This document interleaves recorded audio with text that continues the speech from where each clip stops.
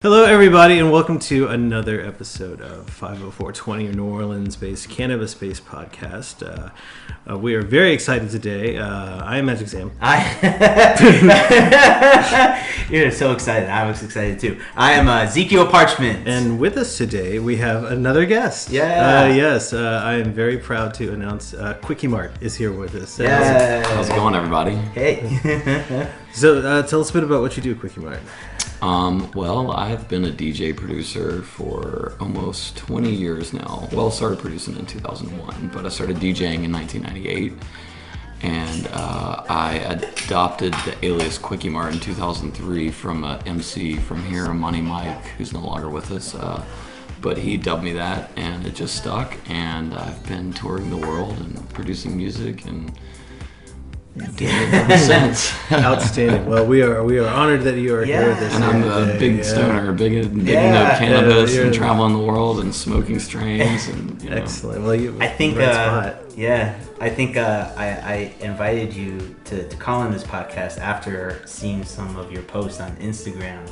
Okay. Yeah, because I saw like either you were smoking a vape pen, and I think you had some photos of cannabis, like actual flowers and stuff. And you're not living in New Orleans anymore. No, I'm not here anymore. Actually, I've been living in Nashville for the last year, and then my fiance and I just moved back to Los Angeles, and we've been there for 2 months now. Oh wow.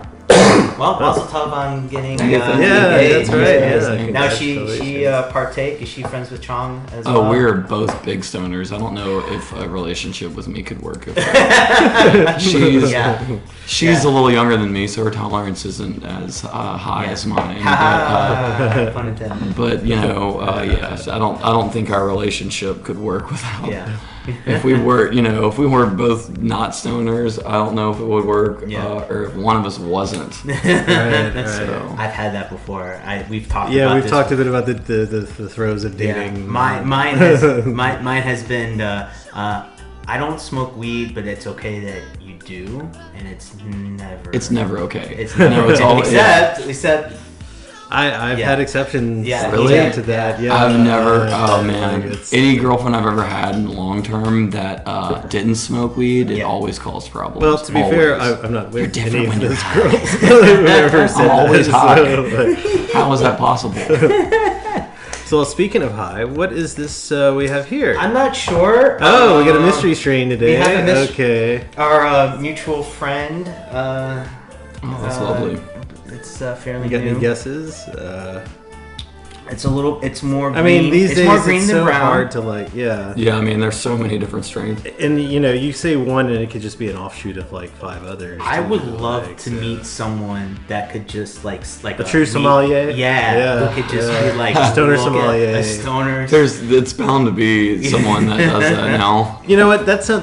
That suspiciously sounds like the kind of thing you could turn into like some sort of pyramid scheme things. Like, come take our course. Yeah. I bet you Oxford University has that already. Okay. I always actually brought some Pineapple Express, which is really beautiful. Oh wow. It was until yesterday at my event. I had it in my pocket all day, and so it's a little compressed, but it still tastes and smells great. Is this from California? It actually is from California. I didn't bring it, but a friend of mine had it shipped from up there. So they, Now I see these little... I haven't had Pineapple Express probably since the movie came out. Really? Yeah. All right. There's the occasional pineapple strain that rolls through here, depending on who you hang with. It's just sort of. New Orleans is a city of flowing, right? Like a river. So like, there's never generally just like one strain at a time. There's that sense of like, like it's been this way for like a month or two. Yeah, and it's not bad. Do we want to do pineapple? Since you haven't done it in a while, have we done Pineapple Express? Not some Express. There was one pineapple. Shit, man. I would have to go like. Not at all. Let's get high, man. All right. So yeah.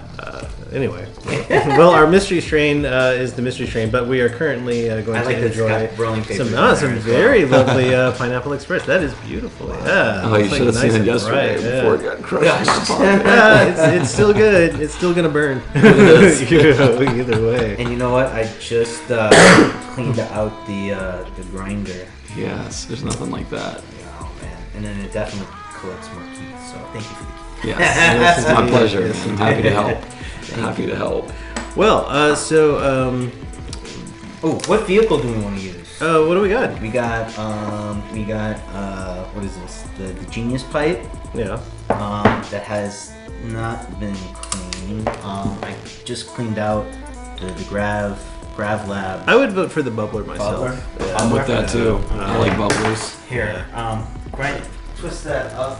Twist and grind, twist and grind.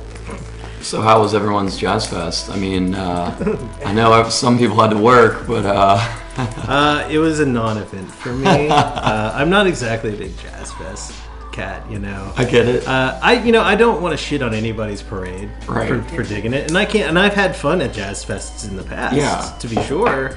But it's just not my. I'm not like, oh man, I gotta, right. like it's same way. I'm the same way, you know. If it wasn't for the nightlife stuff, I honestly probably wouldn't have came back into town, you know, because there was some stuff I wanted to see at Fest, but it wasn't like the last time I went was to see Bobby Womack to like bucket list that. Uh-huh. And I'm glad I did because he died several months later. Wow. So I was really happy with that choice, but I haven't been to Jazz Fest since. Yeah. Although I'm always a part of the nightlife. Well, one of the cool things I do dig about Jazz Fest, even if I don't go to it or bother, is that it does like turn on all the scene of gigs all around town. Yeah. Like you might not be playing at Jazz Fest, but man, every club, every venue, everything, whether they have people at Jazz Fest or not, fills up with like, and not just like like everybody like will pop into town because that's like a solid gig. Yeah. And so it like instantly transforms into like, look, if it's not your thing, cool, but there's like 5,000 shows Absolutely. that are like at your beck and Yeah, I met call, several like- people this weekend that had never been to the city, and they were just like, yeah, we just came down for the Jazz Fest time, but we didn't even go to Jazz Fest. It's like, yeah, you don't even have to. right. And you still get it's a different crowd. Yeah, and living here, of course, you're like, oh god, I gotta fight all this, bah. It's kind of like musicians Mardi Gras in some ways. It really is. It's like you have to like we were talking about it before in an earlier podcast with Mardi Gras, is like you almost have to change your schedule, all your logistics kind of like Absolutely. You have to just go with the flow and see if you can make your stuff work. I will say I've found it easier to deal with that for Jazz Fest than during Mardi Gras. Yeah. Because Mardi Gras is way more encompassing. Because you just all got the around, parades like- and traffic and a lot more people in town. Yeah, Oh, God. That's a and I headache can for avoid- everyone here, I think. I I think can we can avoid all the racetrack. agree on avoiding Mardi Gras can sometimes be okay. Right. Who would like to go first? No, well, I guess. There you go. Y'all go for it No, first. no. I've already had a green of the pineapple, so y'all try that first. There you go. There you go, Sam. Who am I to? And we got the hemp light going on. All right, with the beeswax. Yeah. I don't know. I was on Amazon, and I was trying to get pre-made cones and stuff like that, and like the raw filler before, and they're like, hey, you should, people that bought this have bought that, and I was just like, oh, that's a great idea. This is genius, man. I need one. Right? It was just like $3, and you just put it right in there. Thank you. It's And tasty. That's very tasty. and saves on your lighter, and you don't get that butane taste. And yeah, hemp light better be sending me a whole bunch. I know, right? You like plugging it all the time. Seriously. We're not even offered, like, they haven't even tried to come out with that bullshit, like, you want to be a brand ambassador? It's like, what do? You try to get people to buy our stuff. What do I get for it? Well, we'll give you a coupon code for 10% off. I was like, really? So you want me to buy your shit anyway? Right. And I have a feeling you're not that picky. About who your brand ambassadors might be, if you're asking me. And also, like, do you think I wear whatever the fuck that is? Have we ever had anything on here with stickers? Anyway, Just sorry. blanket. Yeah. Does that happen to you as a DJ? You get like random people trying to. Oh yeah, for all kinds of stuff. Yeah. I just had a woman trying to do a pyramid scheme. I thought it was an endorsement, and I was basically like, I'll take a monetary endorsement, and she was like, ghost after that. Wow. You're doing it for exposure. Oh, my days of exposure are long gone. Yeah. That's a no callback on promoters that hit me up with the exposure line. I've had 20-something years of exposure now. I don't think I need any more, you know. If I was going to break through exposure, it would have happened by now. No, I mean, like, admittedly, I'm in, like, some of the creative stuff I do, like, there's no way there's a budget for it. But if you get somebody who believes in a project, then you go, okay, well, tell you what, you know, look, this ain't an exposure thing, but here's a contract that's loaded on the fat end, like, you know, if revenues come in. Right. Like, here's your percentage, it's on paper. Right. Like, that's how teams build too, right? Yeah. You know, it's like if you all work together and you put in a little work together and pay a little dues, and it works out, and keep doing it, and maybe your team can really make some money together, you know? Right, and it's, I mean, and that's just, but never have I approached anybody in years to be like, hey, can we just work for each other for free? And like, never really, like, it just, that went away. Yeah. You know, it just does. Well, in music, and a lot of times, like throwing events and grassroots events, you actually have to ask people for free. And a lot of promoters don't do that. They just skip telling people, and people get excited to just play. Mm-hmm. And so they're disappointed when they don't get paid. So sometimes you just, you know, as a musician, you got to be like, oh, how does this work? I screwed up here. Right. Yep. Yeah. As a musician, you just got to be like, get your shit cleared out in front, you know, ahead of time. And even then, still, you might not get paid. Right. Wow. So tell us a bit about being a DJ, being in electronic music, because it's not. I mean, it's immensely popular. It's still going strong, and it's one of the more interesting types of music forms, in my opinion, because it's a different vibe for live shows than like saying going to see a band sometimes, but sometimes it's not. Like there's an interesting kind of like. It really depends. Yeah, I mean, it really depends on if the DJ is actually doing something. In my opinion, you know. Well, tell us about maybe what do you think are misconceptions about doing electronic music, being DJ, that kind of stuff? I mean, I think people just group DJs all into one thing, and they're like, oh, this guy that's on his iPhone is the same as DJ Qbert or something, you know, and they just, you know, that's just like just kind of an ignorant outlook, as like not viewing a turntable as an instrument, or even some of these guys doing digital scratching now is kind of impressive. I mean, they've got apps where you can scroll through waveforms, and it, you know, you're basically scratching. You could add a crossfader to it, and then so the technology has changed, but the art of it is kind of evolving also, because people make scratchings, you know, become digital now too, and it still takes a lot of skill to be able to do that, you know. So you're talking more from a turntablist perspective. Yeah, because I mean, I've done a handful of a whole lot of electronic music, and is that what I've done more hip hop. I did start, I started DJing drum and bass because I came up in like the rave scene. Yeah. And I grew up in North Louisiana in Shreveport. And there was only these like little strip mall raves. And like, you know, the first time I went, we were like 14 my freshman year, and we all took acid and lost our minds, and I fell in love with DJ culture like that night, you know. And you were a candy kid, weren't you? No, I was never a candy kid. No, I was definitely a big jeans. Like, we wore big jeans. The Janko jeans. Oh yeah, but like that back then, that wasn't candy. So candy was like, because candy was like putting all the, you know, plastic beads all over your arms and stuff. Yeah. So that was like, you know, but like I could see people, that might be a misconception of the 90s rave scene. It's like big Jinkos and stuff were candy kids, but no, actually candy kids were a sub-faction of the Uber rave kids. There you go. There's all kinds of different sub-factions of Big Pants crews. Who did I see in Little, Wisconsin was DJ T1000. I don't even know who that is. Okay, he was drum and bass. Some Midwest, Chicago. Oh yeah, maybe DJ 3D. Did he used to do a lot of stuff with DJ 3D, because that was one of my favorite Chicago drum and bass DJs. See, like I grew up with like hard house, like underground construction. Absolutely, yeah. Like DJ funk before I knew anything about. Before I knew anything about bounce and everything, it was DJ Funk Booty House albums. I think I still have that CD. I love that shit too. I mean, I came up on all that too, man. Right? DJ Irene and Yeah, like that whole underground. Dude, Disco D and DJ Godfather and all those guys. Yeah. Like, oh man. Yeah. And Stacy Pollin is another one of my favorites from up there. But yeah, anyways. Now we start name dropping. Right. I digress. I don't know. Like, it is difficult being, a turntablist because it's kind of a lost art now, and it's very niche, and you don't see turntablists like every year the DMC champion wins. You don't see the DMC champion on every rave flyer there is, where it used to be like that in the 90s. Like when Qbert won, you would see him at every single rave for, and then when Mixmaster Mike won, and then when A-Track won, and like some of those guys obviously have made it sustainable, but like the new battle champs, you don't even hear of them.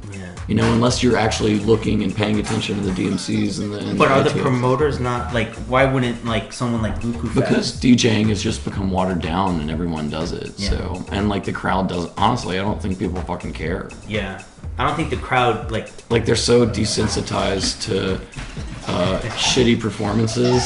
Yeah. That it's all become about the music. Wonder Mutt, girl. Sorry, folks. Wonder Mutt is deciding to take part in the show. She has an opinion on the matter. Sorry about that. No, I think it's become more about the individuality culture and like the feeling the music gives me, and not like, hey, this is an artist that's like doing a thing, and it's like become this mass-produced thing where art is just like regressed, in respect, because it's just it's disheartening because that scene is really small. So I mean that's one beautiful thing about hip hop too, though, is because what I was getting back around to is like that's what I've done most than anything is hip hop. So I always come back around to hip hop, like always, because they at least still have love for real DJing. Whereas the rave scene could really give a shit. You could just be playing buttons. Anyone, they're like, I don't know if y'all saw the KFC plug for Ultra Fest, but KFC paid Ultra to give them a 45-minute DJ set. And it was this guy in like a Colonel helmet, like Dead Mouse. Oh no! And it's a real thing. It's it's hard to watch as a DJ. What kind of music were they playing? Like KFC Dead Mouse remixes, and I'm not even lying. It's like Dead Mouse songs with like KFC vocal samples. Like, I am the Colonel. Oh wow! Chicken tenders. And shit. Chicken tenders. That's the kind of shit that makes That's the kind of stuff that makes you feel like the bad guys have won. The bad guys have won. I'm here to tell you. When it comes to electronic music. So yeah, those are my grievances with electronic music. But we always got hip hop culture, and there is a lot of people that still respect it. And when the rave scene started to like really kind of taper off in the 90s, and all the drugs started to wear off, everyone went back to hip hop, and there was like kind of a second renaissance at the millennium of hip hop. Wow! And it became this big backpack conscious scene, Oh, is that where the backpack? Yeah, it was like all the ravers from the 90s burnt out and went back to hip hop again because they all grew up on it. Yeah. And then everyone started just hustling and like getting all messed up on X and just partying so hard, and then it just all the serotonin was gone, and they're just like having to face the facts of life. And they're like, yeah, I need some hip hop, some real shit in my life, Right. Like, oh yeah, this makes me feel like I've been through some shit. Where do you think it's going after now? Electronic music? Or hip hop, or where do you see? Who knows, man? Yeah. Everywhere, in every direction. Like it continues to subgenre out. I'm excited to see what the next subgenre. What about your own work? What are you excited about with your own work? I honestly. Ooh, this is tasty. I just got greens. I'm sorry. What is that? The pineapple? Yeah, so the pineapple. Awesome. Yeah, that's nice. My buddy's he's like, I don't know if I've ever got the same flavor from him twice, and if I have, it's been like, yo, dude, you gotta get me another ounce of the Sunset Sherbet, because that is one of my favorites. Sunset Sherbet. All right, mark that down. Don't ever pass that one up. Yeah, it smells. It smells amazing. I could definitely tell you that's Sunset Sherbet by the smell. Oh yeah, for sure. It's like it's you know it. It hits me. It's indica based hybrid. Yeah. But yeah, sorry I got off track because I got excited about a strain. Hey, that happens all the time around here. So you might have to unwind another as well. I see. Yeah, you'll get the hand motions into it soon. It's like okay. Yeah, get a little slack. You know, one of the things I've always. One of the things I guess I can say is a pointed remark that has been made to me in jest generally, but when I have my differences on music taste, say with friends or some folks where like, yeah, we're like, let's turn on something, you know, and I'm like, okay, and I don't want to hear like a band or whatever, like I want to hear some electronic music. Now, I get if you don't necessarily want something too up-tempo. To like, you know, just do, you know, I get that, like, you know, I understand. So fine, let's go with trip hop or something, like, you know, like let's just, we can slow it down as much as you want. And then I get this, why don't you like listening to music with words? I was like, what? It's like, sometimes there's words. No. Like every time, like, you know, like I've gotten the whole like, don't you like lyrics? Not like Bach or like Mozart or something. You know? And then another side was simply like, someone's like, you like to listen to music that would be like in a movie or in a background, but you don't necessarily like music in the foreground. And it's like, that's not true. Like, I actually like him very much. It's in the foreground when I'm listening to something without lyrics and all that kind of stuff. Like, oh man, if people told me that, I'd feel insulted. I've had people say stuff kind of like that, you know, but like, as a DJ, you know, you eventually just tune out. And you're a little... Oh well, no. I mean, it's always like that. It's never done in a way that's truly malicious, because then they know I'm going to answer back with like, but can we promise to listen to one of those bands of a bunch of white guys with beards and a banjo that you want to play every single time? Oh my goodness. Please promise me we'll do that afterwards. Instead, can we also promise to listen to this other? What's her name? I kind of got her confused with her and her. But see, her, this is like, what I'm kind of talking about. Like, this is what I'm talking about. Music has become like a selfish thing for people. They forgot about the artist and the artist trying to survive, and it's become this individualist culture where they're like, you know, they have to have something in the song that relates to them. It can't be a melody or something. Even sometimes I feel like, you know, unless that's an artist, they're really into their like marketing or, you know, their branding or whatever, and they can like kind of attach themselves to that. But even then, still, they don't value their music.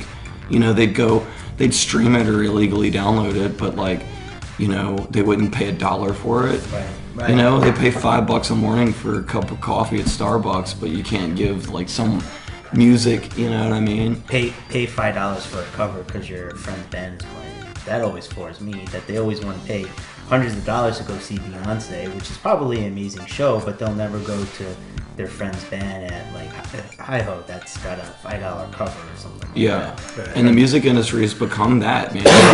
It's the rich and the poor, and there's not a middle class in the music industry anymore. Yeah. I honestly feel like it's the future of the rest of the jobs in America, because you are either making it or you're just getting by on it. Yeah. You know what I mean? There's no middle class in the industry anymore.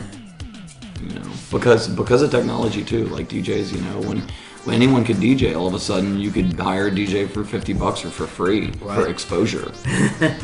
You know what I mean? But that's why I'm always confused. Why? Because someone that like A-Track or someone like you that's actually mixing music and actually not just, you know, DJ press play and pretend to actually be DJ press play. Yeah, that's I've heard that. If I was ever a DJ, that would be my DJ name, with DJ press play. That's right. That's right. And but I mean, like, you're actually there, like, you know, it's like something. That's what I always feel like I'm on the other side. Like, my turntablism is more of advanced beginner. Like, I do know Qbert, I do know the DMC. Like, I've never mixed or scratched or anything like that. I always say, like, oh yeah, that looks easy because you guys make it look easy. But I kind of, where was I going on this tangent? But it always floors me because you get what you're paying for, right? So if you're there actually, you know, creating the music that you've heard before and using, and you show, like, I would think that someone would pay a lot more, like, you're more of a professional than, you know, you would think it's like hiring a photographer or something like that. I don't know. You would think our value's just been, you know, lowered. Yeah. For lack of a better description, like, you know, we just don't get paid. Like, gigs I did this week that I would have got paid $750 for 12, 13 years ago. Yeah. Okay? Yeah. Even before Katrina, or the year or so after it, I'm getting paid $300 for. Wow. So there's a big difference, you know? And that's like, hey, could we do this? You know, and they're like, oh, I don't know. Like, come on, man, $350 or something, you know, or $400 or whatever, you know? And these are, I'm just like throwing numbers out there, but like, it's definitely trying, you know what I mean? Like, you have to have your hand in a lot of different things. Like, if you were just gonna, like, you know, plan on to just get by on music. You know what I'm saying? How is it coming back? It's coming from LA to the other LA. How is? I mean, do you do this a lot? It's nice. I actually haven't been in LA in a few years since we moved back, but I really like being out there. Yeah. Yeah. When you're out there, what's the one thing you miss about like Louisiana? Calling my friends and family, and just like sometimes like it gets just too hectic and fast. Over there. Yeah, and like I'm okay with traffic, honestly, because I lived out there for almost 7 years before. Right. So, right. And then I've lived, you know, we were living in Nashville for a year. Oh wow. So, and they don't have bad traffic. It's maybe a little worse than here. Do they have honky tonk hip hop in Nashville? Y'all haven't heard that Little Nas X? I think he's from up Nashville. there. Yeah. He's got to be. It's catchy, dude. It is catchy. Hey man, I gotta give him props, dude. And honestly, I like the song is cheesy, but like I gotta give the kid props because at first people were saying, well, why hasn't this hit the Billboard charts as country? Because Billboard is refusing to acknowledge him as country, and he's like, no, I'm country. Yeah. You know what I mean? Yeah. And so respect for him for that song blowing up because it's like, you know. Yeah. You have to respect pop at some point.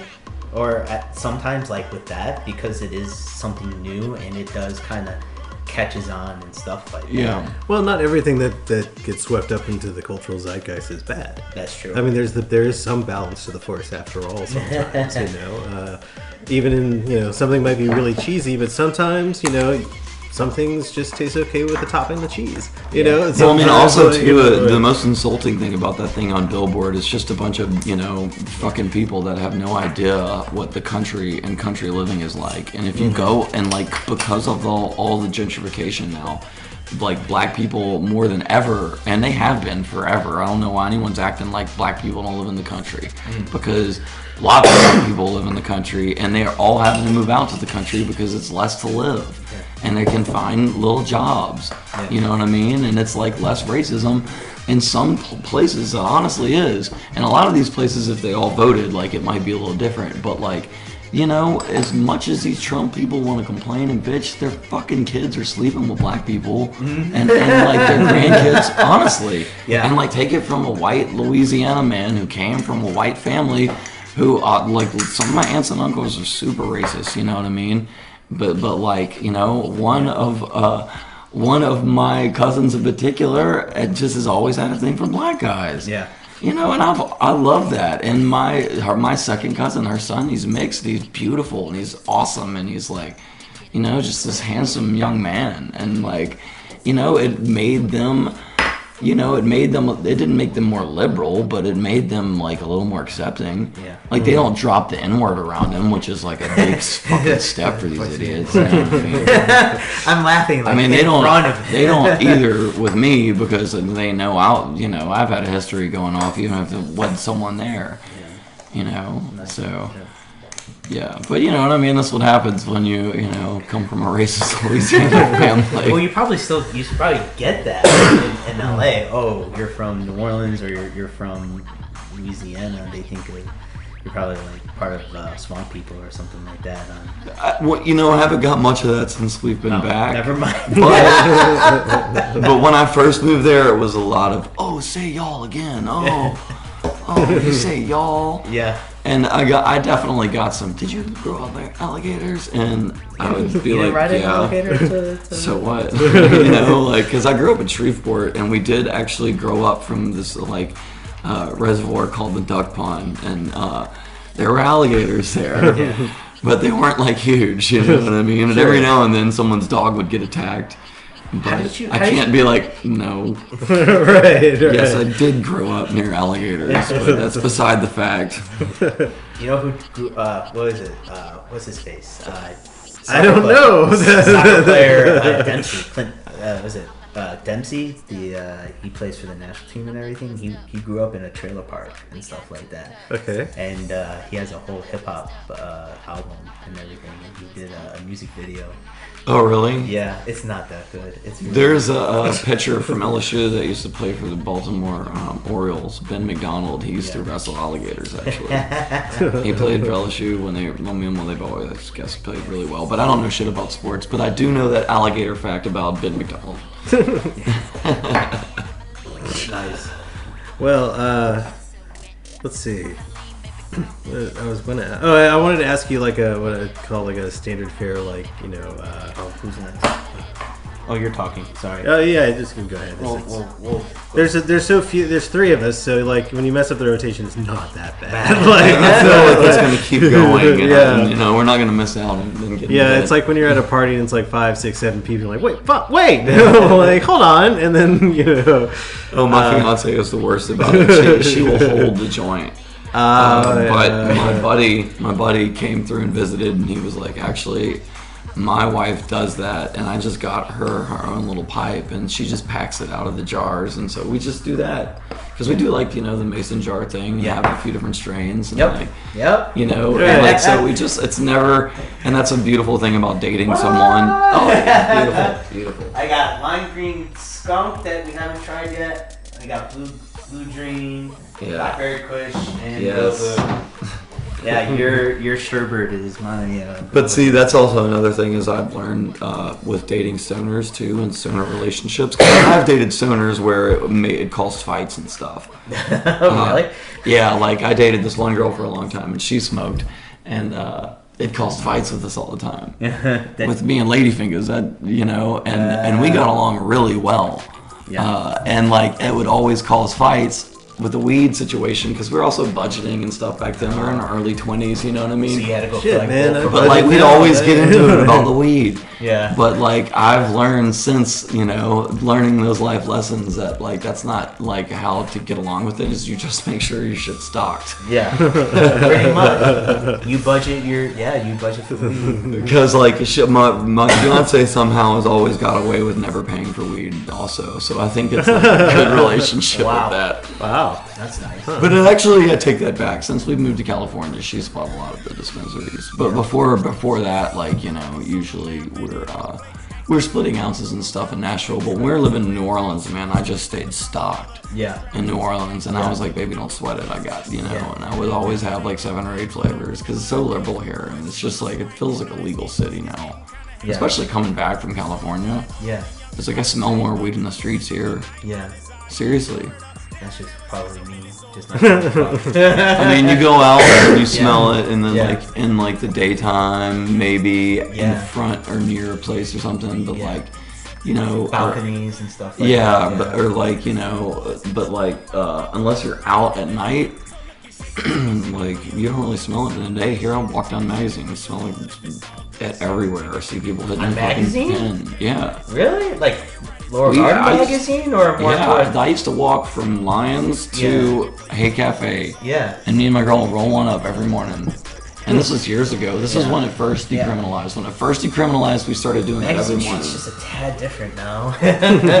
Even from then? I mean... It's just a ticket though, right? No, I'm just saying the clientele and the people that walk up and down Magazine Street are more, uptown tourists. Kind of. Yeah, but that could also mean I'm surprised. Yeah. Anyways.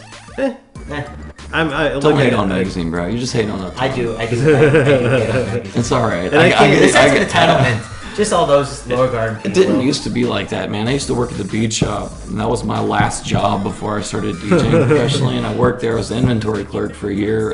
Big up the bead shop. Love all my bead shop ladies. Yeah. But anyways, right there between where the storage place is on Magazine is right by Le Bon Ton, their storage place. Yeah. Well, that's different. I guess. I mean, no. I mean, it's nicer now, but like that Danny's. has always been ratchet, even when it was open. Yeah. And they finally got that house across the street renovated, and it's some fancy schmancy thing, Yeah. But there used to be drive-bys over there all the time by Le Bon Ton and everything, but that shit hasn't happened since after the storm. Yeah. So you're right. It is like Melrose. It's nicer than Melrose. Wow, really? Magazine? Yeah. Yeah, Melrose is kind of just like sunglass shops and T-shirt stores and We're getting there. random things. Yeah. Because none of them stay in business. I mean, who the hell can support that kind of thing? I always think those kind of shops are fronts. They're like bored housewives. They're fronts to be like, like money laundering tax holders. You know what will make them last is when they finally legalize pot in Louisiana, and all those empty like buildings that these housewives tried to open boutiques in are going to be dispensaries. Right. And they're just they're so mad. And hopefully we do it something like Oregon instead of California, because my main gripe about California is the farmers aren't, a lot of them aren't able to get in on it. It costs them almost hundreds of thousands of dollars. Wow. To get approved by the state, and even then they may not give you a license to do it because there's like a limited number. So it's all business. So it's all the middle. It's all business. So you can't get in. In Oregon, however, you can grow. Yeah. And it's like costs nothing to be able to an agriculture, whatever, I don't know the details. License or something. Yeah, whatever your license is, and then in all these other fees to sell and everything, and you can basically go to your farmer's market and set up a booth and just sell your cannabis at a farmer's market. Yeah. So that would be amazing. And they're also I heard that you're gonna cook. Yeah, right. Everything one stop, right? And mason jars, all nice. Hand-blown glass. Trading shit for cannabis, but I haven't been up there to experience that firsthand, so I can't say that that's fully true. But that's what my buddy that grows, that my buddy that gets me stuff in Northern California. His gripe is that, and they've been thinking about moving up to Oregon because it's just more sustainable. Yeah. So you don't go to dispensaries, you get, it's like... We do from time to time, or if we're out at the time, Yeah. or if it's like something special or an edible. I went to go visit DC, and DC is also a legalized place now, Right. but that place is like, it's like shut down, not shut down, but it is like completely underground. Like as a tourist, like I could not find, like getting into like Lyft cars and stuff like that, like Lyft drivers, like, hey, do you know where you can get legal weed? And, like, they had no clue, like, or they pretended like they didn't know. Like, it's so... That's like, weird, yeah. Well, I mean, DC is such a political, literally, figuratively, but I guess it's still, like, shunned there. But how it is like, you don't buy weed, you buy like $150 t-shirt, and then they give you... I heard that. Okay, it's that's one of the most popular workarounds that has been used. It is since like, Prohibition. Like right? that was one of the first things they did in Prohibition. And they're like, God, with the clubs. It's clubs, and they have these events, but they will only give you the details of events if you email them at a certain, it sounds kind of like Barcelona. That's Barcelona is Yeah. legal pot, but it is like also illegal. Yeah. Like, and you have to go to these clubs, and they're like these private dwellings, and they have cannabis there, and it's like $40 or $50 to become a member, and then you can go in there and smoke all you want. And it's like, take the chronic with you at your own risk, and they suggest putting in your underwear because they can search you, but they cannot search your underwear in Barcelona. Well, that's good to know. Because I always research, anytime I go anywhere, I'm always researching pot laws. We went to Europe this summer, and that was one of the places we went, so I was like curious. But like, we were also in the Netherlands for like a week, so we didn't even fuck with any of the weed in Spain because You were in the Netherlands. Yeah, we're in the Netherlands. We still had leftovers, and we were just like, why go spend a bunch of money just to get in to smoke? Yeah. Right. We were having fun, like drinking wine. Yeah. That's pretty much all we did. Just drink all these bottles of wine that are like $8 in the grocery there that are like $80 here. Yeah. Then in what was it? The cured ham. Oh my God! Right. Yes, right. That was I was like, and I'll tell you this, dude. I like. Negra, What was it that I liked? Was it what that cured him that I liked? What the real thing was? Jamon, yes. Oh my God, man. Yeah. But you know what? In Madrid, way better, dude. Yeah. I had a brain fart because I was like, oh my God. And so when I was in Barcelona, and I hadn't been to Spain in years because I had Jamon in Madrid. Yeah. Never had it again, right? And I was like on the search for it in Barcelona, and there it was everywhere. And I never got any as good as, it was just like, I felt like I was hitting every tourist trap possible or something. You know, Barcelona is definitely like that. It's like New Orleans, like they try to get you even more so than here. But even like in New Orleans, talking about weed, it's like people will come up to me and be like, yo, do you know where I can buy weed? And I'm like, no, sorry. Yeah, sorry. I'm still, well, it's still not at liberty to say for everybody kind of thing. Like there's at least a couple of, not even that stern, strict or tight security measures someone needs to go through for me to be like willing to kind of. But that's the state of affairs. That's or it's like if I'm gonna smoke a joint in the French Quarter, like I'm gonna make sure I only have another joint on me or something, and not like an ounce. Right. You know what I mean? It's like, you know, I want to have my bases covered still here. Yeah. And I'm not giving you contacts because they're like, I get really good stuff. Like I wish I knew someone that didn't mind, you know. Yeah, I mean it's also like there's like it's just like I mean, you always gotta cover your bases. Like, right, cops are fucking still pigs, and they're still gonna find ways to fuck your shit up. Like in California, like they're just giving people DWIs, like people smoking joints and shit. Really? Yeah. So it's DWI? Yeah, but they have to catch you in the act of smoking in your car. Yeah. See, they can't be like, you're high, and you're like, no, I'm not. Give me a sobriety test, and you're like, I'm fine. You know, but if you admit to being high, they can arrest you. For a DUI, you can lose your license in California for 6 months. Right. That doesn't make. But okay, I'll go like on like Instagram and stuff like that. Like, you know, be like the dude, right? Smoke a joint where it looks like a cigarette, right? They're pulling out like big ass like bongs and stuff and doing bong rips in their car in their driver's seat, and I'm just like, to be fair, that's actually sort of a safety thing. to pull out my old like man car. Yeah. But if you can but that's just like sitting in a parking lot in the driver's seat, like drinking a beer. Like I wouldn't do that. I wouldn't be, you know, I'll like be a couple of feet away from the car drinking a beer, but I'm not like. Be conspicuous at least. Right. Don't like, you know. Don't swing your dick and get mad when someone punches you. I don't know. It just. Yeah, no, I agree with you. In all those years we smoked a joint down Magazine Street before coffee, like we did it discreetly, and no one ever said anything. Yeah, well, like I said, no one cares. Yeah. I think people walking by may be like, huh?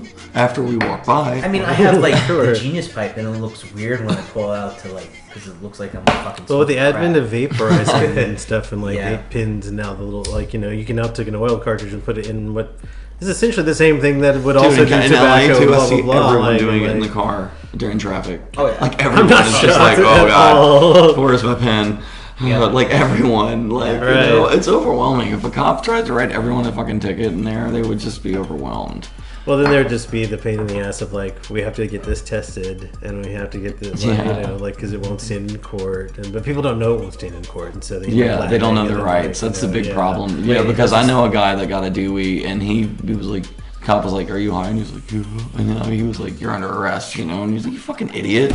Right, it's like, just say no, or I'm not answering that. Or, you know, I mean, the just golden rule, I was always just say no. Like, simply, thanks, Reagan. The golden rule is silence. As the criminal defense attorneys I know, they're like, silence is your only friend. You talk to nobody. You say nothing. It is your right. Don't forget it. And, like, just whatever you do. No, even if it's casual, just, you know. Yeah. Yeah, there's some weird California shit going on still. Like I said, cops are cops. They're still going to be cops. Right. Well, so I'm to kind of shake gears, I guess, but I kind of want to get back into what you do. I have a couple of like what I consider like sort of cheesy like not even good questions in the sense of is this kindergarten? Hey man, I'm here to answer any questions. Wait, is this kindergarten cop? Who is your daddy? No. But it's just it sounds like a very generic question. However, I want to ask you a bunch of questions. I want to have them answered immediately. It's the idea behind the question is to get answers that gives insight into what you do and how you feel about what you do, and gives more insight to people who listen who might not either listen to much electronic music or whatever, or just it's different. I mean, that's like a different perspective. So the cheeseball questions are: describe and talk about the best gig you've ever done, or what is like a best gig, if not particularly one. I can get it can be kind of hard to just sometimes have the one, but what is the best gig? What comprises that? And then conversely, what's your worst? Either funny or tragic. Oh my or god, whatever. the best one is like easy to think of. The worst one is like hard to think of because there's been so many. I think you can ask any artist or DJ that have done it for any amount of time. So those are the cheese questions. Best gig. Best gig. Or yeah, start whichever. No, I'm trying to. I have to choose between several. So I've had the luxury of being able to perform Bonnaroo for I think 10 or 11 times. Wow. Excellent. I lost count because there's been so many times. After a while, I could go and look. Yeah, but I really did. I think it's 11, but I'm not sure. Anyways, consecutive. Like up until... No, they skipped a couple years. Okay. When Live Nation started doing it more and Red Bull got involved, it changed a lot for me. Got it. Because they book their own DJs now. And the slots were mine, so a little insider Quickie Mart gossip. But anyways, the festival is really awesome, and the original people are still working. Kelly and all them at Superfly, and they're really awesome people. And it's a really good time, and there's a big New Orleans crew, and so it's just really fun. Yeah. Well, a few years ago, these guys that do the Calliope stage, we all, of course, from New Orleans call it the Calliope stage. Right. It's this massive diesel trailer, and it has 80,000 watts of sound. And all these crazy lights too. That's just the sound is just 80,000 watts, right? Like when this thing is on, like this thing was on when Lauryn Hill was playing, and she stopped and told her manager that she's not going to keep playing until they turned it off or down. Because it's one of the loudest sound systems at Bonnaroo, and it's these burners, and they bring it in, and they're from Phoenix or somewhere, maybe somewhere near Reno or something, but they're all really cool. And they saw me DJ one year, and they had me, and I played one year, and then the next year I played, and then I think the third year I played on it, they gave me the prime slot, and it was like right before Skrillex had done a surprise set, and I had like 2 sets before him, and it was just building up, and there was like no other stages on, it was like 4 a.m, and it was like 15,000 people. It was awesome. Wow. And they were bigging up on me on the mic, and I got like all these crazy like followers, and just like all these awesome people that were just telling me how much fun they had, and all. It was awesome. I'm getting chills thinking about it. Nice. And that year, so he was playing. Skrillex was playing on the 80,000 watt. Right. Yeah, he ended up playing that a sunrise set. Interesting. At like 5:30 in the morning. So and I was so he tags you in like a pro wrestler. It was like one of his Outlaw people after me that I wasn't familiar with. Gotcha. A chick. I'm not sure. I don't know, but whatever. Yeah. But anyways, all the woogs and the rave heads and all them were out in full force, and it was just, and they were just into it, man. It was awesome. Nice. And my worst gig, oh man, I'll tell you my worst tour. Funny? Okay, yeah. Because it was so many bad gigs that it's got to be mentioned, and I have lifelong friends from it. But and you guys get together and you talk about how bad that tour was. Yeah, and like one of the guys, he's actually a lawyer. He's a criminal defense lawyer in Pittsburgh. His name's Dos Noun, and he used to be like hardcore rap, and his attorney ads are hilarious. They're like blinged out, all and he's like just this like massive Jewish dude, and he looks ethnic, you know what I mean? And it was like the Obama crew, like before when this was 2009. Yeah.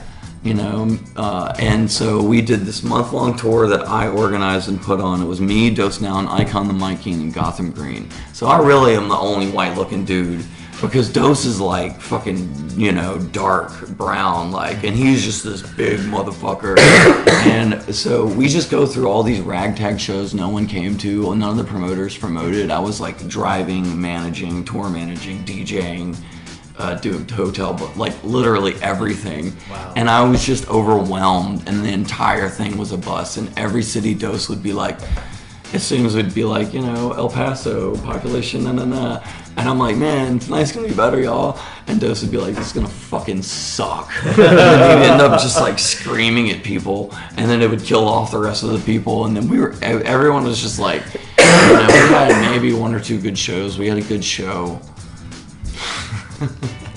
I don't think we had a good show. It must have been 25 dates too. We were on the road for almost a month. Wow. We did have some good stories, and like we were all single at the time. Yeah. So that was real fun. Good. But yeah, those gigs were, oh man. And we were, you know what killed our tour was I had routed, and I didn't know this either, because I was like 28 or something. I had routed the same fucking route the same time as like Lupe Fiasco and Kanye or something. Oh wow. And so every night we'd be in Santa Fe and fucking Kanye's there. And you know what I mean? I'm like, how do you compete in a market like Santa Fe? Yeah. Right. And it's just like all these underground rappers. And we get stopped and get into the cops, and we didn't get paid in San Diego. And Icon was so determined to get our money, the promoter left on us. He was so determined to get our money that he stole the turntables out the club, and they freaked out, and they were going to call the police, right? And then they finally agreed to pay us the money we were owed. The club did, because the promoter bailed. Yeah. And that was some gangster shit. I'd never seen anything like it, man. Wow. And he put the shit in my Jeep, and I was like, you sure about this, dude? I'm pretty sure this makes me responsible for this. And he's like, nah, you good, fam. We good. And I was like, oh, God, Icon, and like, later on, I had heard that we were all banned from Kava Lounge in San Diego, and that happened in 2009 on that tour. And then I remember Icon tried to play there with Inspected Deck or someone from Wu-Tang, and he was on the tour. Yeah. And they told the tour that they were gonna cancel the show if he played that date, so he just sat out that night at the hotel. Wow. But our tour was the reason for that. And I mean, I got 2 tickets, and I got stopped and there by this cop, and he was scared because he had never seen such a crew, and I was the only white guy, and Icon was about to buck up to this kid. Yeah. And he was like this sheriff, and he was 22. And I was like, I'd almost rear-ended him because we were trying to make this gig, and we were in Wyoming, and like this whole thing. And he was about to arrest us, and he had his hand on his gun, and I was like, no, it's cool. And Icon was like, yo, son, so what's the problem? And I was like, yo, man. And I'm like, yes, sir, officer. So I could go on about this tour, but yeah, it was a southern accent, get off, yeah. Every show, we had hecklers, I mean, you name it. Yeah. I've made lifelong friends on that tour, man. Great. And I still talk to all those guys. You should write a script. Right. Hey, you can write the script. I'll tell you all about it. There you go. That works. Memoirs with Quickie. Well, that's what a fascinating contrast. Because you go from like, fucking festival and thousands of people and all that energy and all that like literal energy and like, human energy, all like, in one kind of incredible sense versus... Well, on the other hand, there was a tour where fucking nothing happened good at all. Like for a month. Nice. I mean, just one thing after another. It's just. I mean, you know what else fucked up? Because the price of gas really skyrocketed in 2009, and like some of the places we were in the West were like $6.75. We're in the middle of nowhere. We have to pay this. Like you start really paying attention to that next exit 12 miles, like And these motherfuckers wanted to stop at every, and they're gonna laugh at this shit. But they want to stop at every single Nike outlet. And by the time we got back to Los Angeles, because they were all sneakerheads, by the time we got back to Los Angeles, there's a picture somewhere. I have to dig it up. My Jeep is just filled with Nike boxes. Everyone else had flown out, and then we had to ship them back to the rappers that left. But yeah, they made me stop at every Nike outlet because I think everyone was like, "Man, the store sucks so bad." I just had drowned my sorrows in buying shoes. Retail therapy. Wow. So they found stuff. Like I always think of Nike outlets, you're not gonna find like any gems. No, they did. I actually, Tony Scratchery found me a pair of David Robinson Nikes for $50, and he's like, dude, he knows my size because he lives right near there or something. Oh yeah. And he was like, yo, they got your size in David Robinson pumps, and I was like, you're lying. They don't make them anymore. And he took a picture, and I was like, yo, please buy them now. And I paid him and he shipped them to me, man. And yeah, dude. And I looked them up on the internet and they're like $255. And I've actually kind of beat them up now, so no one probably buy them. But I wouldn't sell them anyways. I love them. Yeah. But I'm not even much a sneakerhead anymore. But I wanted those shoes so bad when I was a kid. My mom was like, absolutely not, because they were $300. Right. And they had little CO2. Oh yeah. But these are just a physical pump, the Tommy pumps. Yeah. Oh, nice. Wow. Shout out to Tony Scratchery. Yeah, big shout out to Tony Scratchery, man. He actually helped me all this week with promoting the Do-Over event, which was last night. Nice. How'd it go? It went really well, man. Good. It wasn't a massive turnout, but it was a good turnout, and it was mostly like DJs and MCs, and I guess kind of like DJ MC oriented industry kind of people. Yeah. So like Alfred Banks was there, Rockaway. Pell was there, and I mean a bunch of DJs, a whole bunch of DJs. Local or? Yeah, local, just watching and enjoying the show. And then they had a Hot 8 brass band come through, and Stretch Armstrong come through, and another DJ, Andre Power from New York. Nice. And it was a good vibe, and they were really pleased with it. It was smaller here, but they knew the risk coming down to New Orleans. They just wanted to have a part of it and see if they could be something that they could do over again. I don't know if they will or not, but they left really happy. That's good. Yeah, they left happy with the experience. It was really cool, man, because Where was it? What was the venue? At that place, Fontaine Palace. Right at the edge of Frenchman? It's like by Charity Hospital. I really would not. Yeah. No, it's actually got a on Julian Ave. Right? Yeah. It's like Robertson or something. Gotcha. But I mean, if a fire breaks out, it would be great because there's like a fire department right next door to it. But honestly, it's like that. It's like Drifter Hotels there, Trail. No. Okay. That's on the other side of the interstate. This is like literally. I have no sense of direction in this city. I don't know where. This is literally sorry. Right by Charity Hospital. Okay, I don't go over there. There's nothing there. There's a parking lot and a fire station. Is that the venue that Tony was talking about that he is helping to promote or something? That's what I'm talking about. Okay. Oops. During the day, stoner. Yeah, so we did it during the day, and I think a lot of people probably thought it was a night, but I don't know. During the day, we had probably about 80, 90 people, and that's good. And then it turned out probably about 150, 180. Right.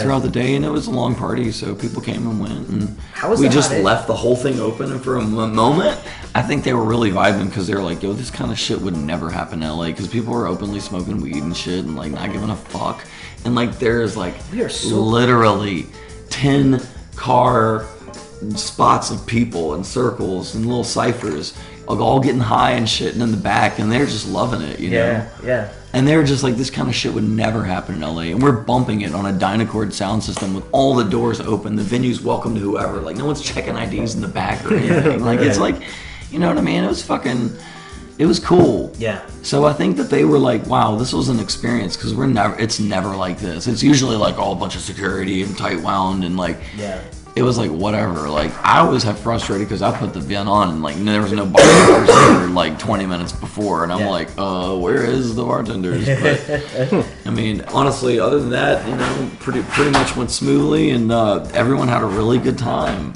Excellent. And one of the guys had never been here, so I think that No. Did you smoke? Yeah. I think that I think that they'll come back to New Orleans. Yeah. Nice. Right on. Well, you got anything coming up that you want to tell us about, or any kind of, let us know about any, give us your links, give us your info. What do you want to plug? Yeah, if you want to. Nothing I really want to plug, man. To tell you the truth, I haven't really done much Quickie Mart stuff in the last couple of years. It's a brand that I still do, but it's not a brand that I like really push. Uh-huh. So the stuff I work on these days is engineering and post-production, and I do music production still under different aliases. I have a band with another guy called Computa Games, which is another reason, one of the many that I moved back to LA, because he's moved from here out to there again. And so we're working on our stuff. We put out a few vinyls, so you can go pick up our Computa Games stuff. Right on. And it's digital, so you want to stream it or download it. We got a bunch of stuff out. We got a bunch of stuff coming out, so we're working on an album now. So that's been really fun. Yeah. And then I have another alias that I'm not going to plug because I'm just kind of keeping it separate from Quickie Mart. But yeah, it's kind of more some. It's just like music has become my. Music is not so much my bread and butter as it is. I made it about work for so long. You know what I mean? And it became work and not like my passion. So now I'm like trying to focus on things that make me passionate. And Quickie Mart is an awesome thing, but like it doesn't like represent who I am fully. Yeah. So it makes me I don't know, withdraw a little bit from the alias. I think that's okay. Like the book of who you are will have many chapters, and I think we grow as people, and the older we get, we see where things are going. Like we either choose to embrace it or not. And where am I going with this, Stoner? I mean, look, it's nothing. I never like sit here and say like, oh, I'm retiring the name or anything, or I'm retiring from music, because I know people get that up and like just like make silly statements like that, or want to quit music for a little bit, and I never want to quit music. Well, you've said nothing that indicates quitting music. Like it still pays the bills. Like I organized this event for Do-Over, or I did post production on this film called. I could plug that. I did post-production on this film called Animals, which is about ballets from Switzerland. They make this shoe called the Animal, and they made others too, but it's a sneaker, and it became very popular in New Orleans. And Bally's is like the first luxury brand in the world. And it's crazy, and they're like $500 pair of shoes. But anyways, I did all the sound on it. It's really cool. Y'all should go check it out. All right.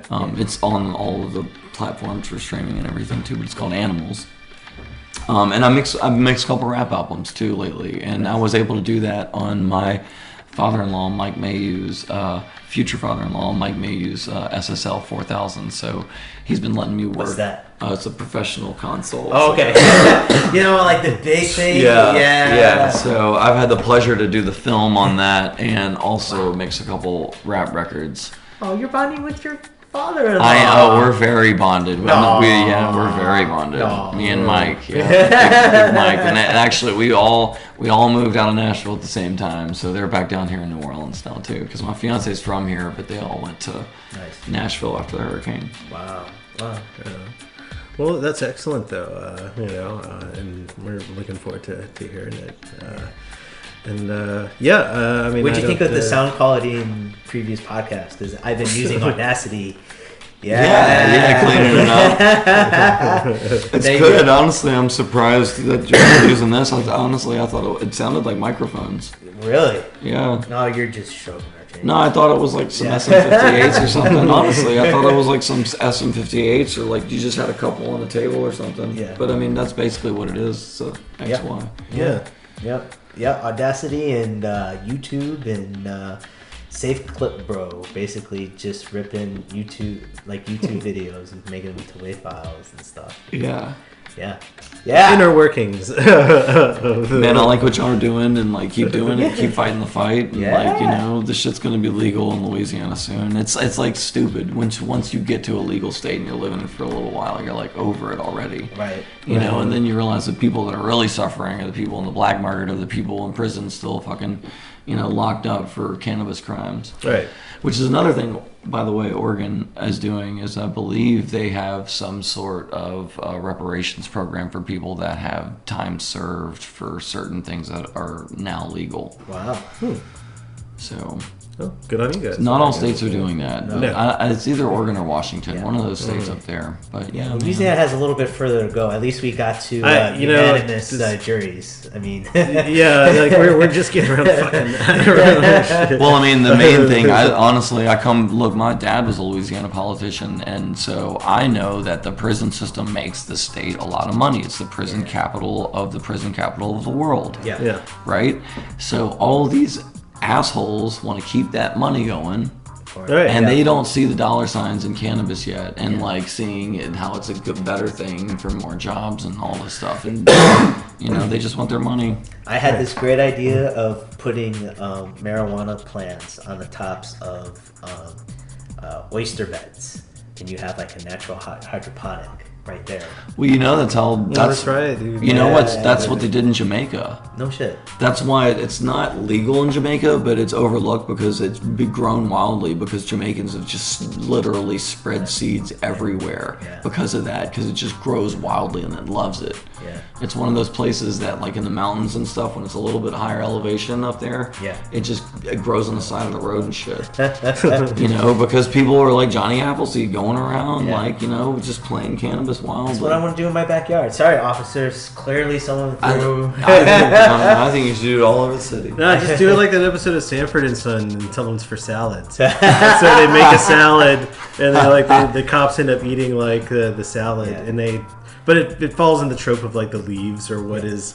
But the cops eat the salad at Sanford and Sons, and then they get all high.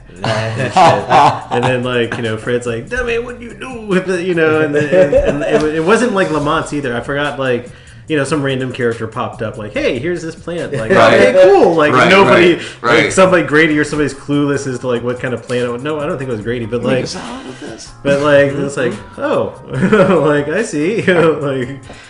Anyway, sidetrack. My buddy Chris loves Sanford and Son, so he'll appreciate that. He probably remembers what episode number that is. Yes, I can't go that deep. I was almost like, hey, let's talk about Game of Thrones. But then he was like, no, we can't talk about Game of Thrones. Can't do that, not yet. And he was like, I'm only to season 4, and I was like, well, I could list my grievances from season 3 and 4. I'm that big a nerd into it, though. Oh no, I totally dig the show. Yeah, of course. But are you caught up on it? Oh yeah. Okay. Cool. Oh yeah, but I'm not going to. I refuse to spoil. Well, yeah, of course. I don't want to spoil it for him too. I honestly love the show, but like this season, I'm just like a little pissed off about it. But whatever. It has that. It's television. I mean, Hollywood's gonna let you down. It's like Lost. Did you ever watch Lost? I really wasn't in. I wasn't into it. Anyways, at some point, it's got to make a turn, or like Walking Dead. At some point, like they have to turn. The arc of the show has to go somewhere. My main thing, though, I get that. My main thing is consistency, and I'm not gonna say what happens. So you're thinking more. There's a lot of inconsistencies. No, there's not a lot. It's almost the perfect show, minus several of the minor consistencies, and I'll point 2 of them out, which are my grievances from season 3 and 4. The first one is from season 3, from Dario Naras and the Second Sons. Do you know who I'm talking about? I do. Yeah. He's like the mercenary guy with the really long hair and the blue eyes. Got it. Right? And she hires him. Right. And like they're like, no, you got to go kill the bitch. And he's like, no, I love her. She's beautiful. I serve her. Right. And then he goes and cuts their heads off.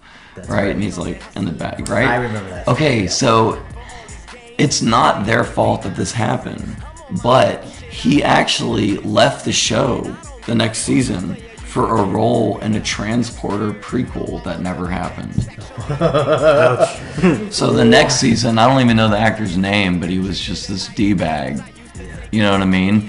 And then the other one was Bran. They cut his hair, and he just all of a sudden has this pixie haircut in the wilderness. And you're like, who the hell got shears? Like, shouldn't you start to be growing a little stubble? You're in the wilderness. You look clean cut like a little pixie. You know what I mean? And so those 2 inconsistencies really made me pissed off because I'm a really huge fan of the show, and I can't sit here and slam, but this one drew the line. And when you catch up, you'll understand. I want you to call me, and that's all I'll say for the rest of the night. We'll let it because we'll get this one you just can't let slide. Yeah. So before we wrap up, I want to say, one of the things that I remember you the most. Well, two things. One was the what was it? The Mardi Gras Day mix that you have on your SoundCloud. Oh, the Treme mix. The Treme mix. It has become the Mardi Gras Day mix because so many people play it during Mardi Gras, and I love that. Yes, it is definitely one of the things that drew me to you, but it was also the Gypsyphonic Disco. Oh, yeah, with Ben Elman. Yes. Yeah. And my connection with Ben, and I think I've talked about this in the previous episode, is that I'm part of the Jewish crew that gives out the Crew to Jew. Well, not anymore. So it used to be Crew to Jew. Crew to Jew is the reason why Delusion got started. But we're in Michigas now. But yes, same thing. Gotcha. Anyways, he has the Get High sticker on his bumper sticker on his car. So guy from Galactic has a bumper sticker that I give out during Mardi Gras. That's awesome. So I kind of love that. Anyways, just wanted to put Ben Elman is a big proponent of cannabis, especially legalizing it. And I mean, he's a California boy.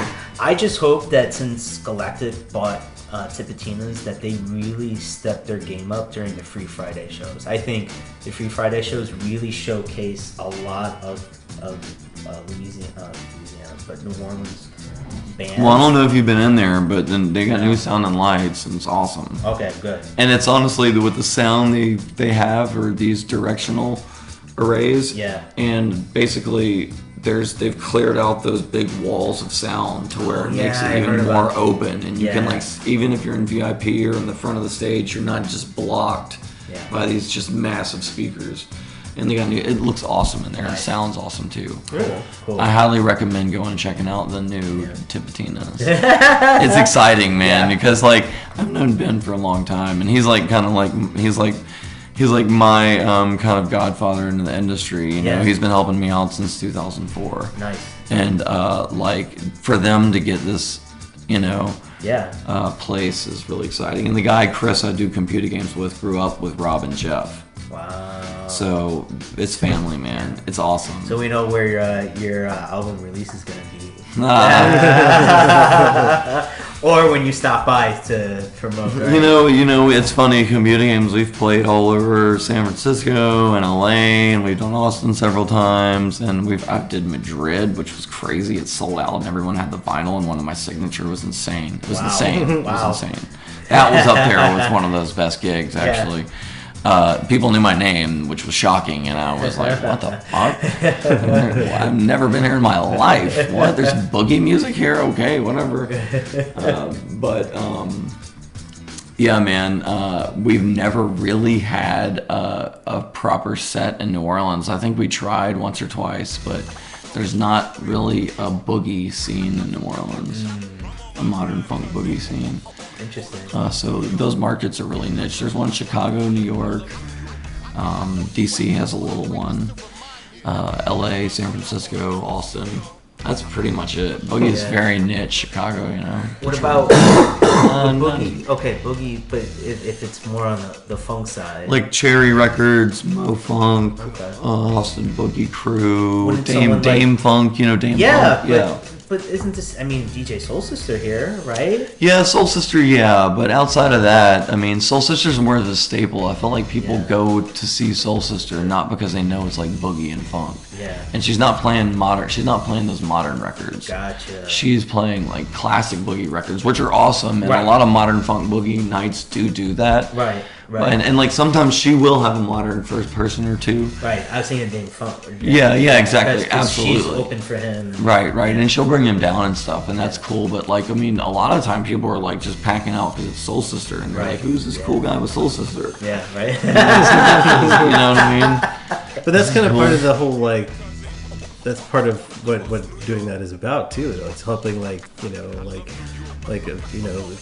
the sort of supporting act kind of whole thing too, where you got whoever's considered the headliner but there's a guest or there's an opener or something like that. But this crowd who might not have ever seen this opener or might not have heard, or maybe heard their name, but like I've never really seen him or anything.